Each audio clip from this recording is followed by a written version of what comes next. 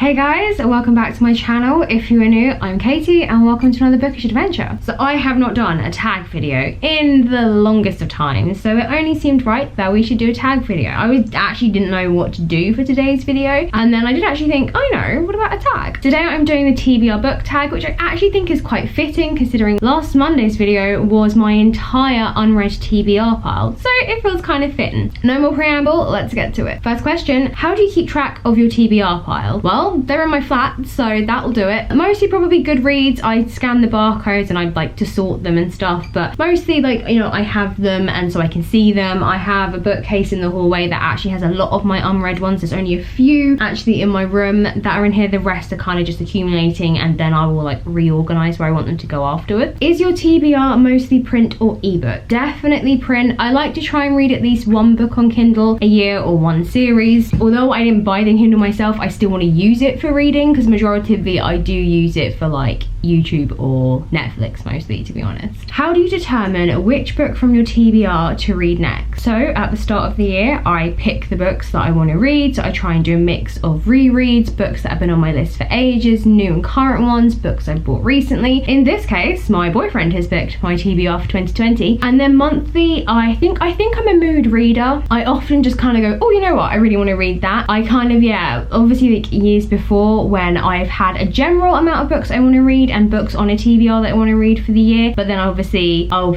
see another one and think, you know what, I'm going to read that, I'm going to go off list. So I am quite a mood reader, but when it comes to my TBR in general, I have the books I know I want to read for the year. So like at the moment I'm reading Tower of Dawn. The next month I'll probably want to read something, probably a standalone, just something in between. Yeah, very much a mood reader. Next, a book that has been on your TBR list the longest. So this is probably going to be it's going to be a toss-up, I think, of either anything by Cassandra Clare, or like this is actual physical like lists that I have compiled, not actual books that I own. So yeah, it's probably something that either by like Cassandra Clare, Holly Black, or an actual book I own. It will be the complete works by Hans Christian Andersen. Next up, a book you recently added to your TBR. So aside from the books I got for Christmas, the last book I actually bought and added to my TBR would be The Starless Sea. A book on your TBR strictly because it's a beautiful cover. So I bought it at the same time as The Starless Sea. It was the Waterstones edition of The Night Circus. I literally bought that because I was in love, and I am still in love, with the Starless Sea cover, the Waterstones one. I saw it and it was beautiful and amazing. I plan to get it on paperback because my other edition, my first edition of The Night Circus, is in paperback, and I only bought it because they look beautiful together. I will read it, but yeah, that was definitely a wow, I mean, look at it. Also, along with any and most reprints of classic books I have, like Dracula and Frankenstein, yeah, they need to stop bringing them out in pretty covers. A book on your TBR that you never plan on reading. If I'm honest, I mean, I don't buy books with the intention of not reading them. I will add them to like my Goodreads TBR pile and then not read them maybe, but actual books I buy, I think because I'm so limited on space, all the books that I buy will be read. It's probably more of a case of when I get to it, but yeah, I don't have books that I won't read because yeah, I'm so limited on space. Next, an unpublished book on your TBR that you're excited for.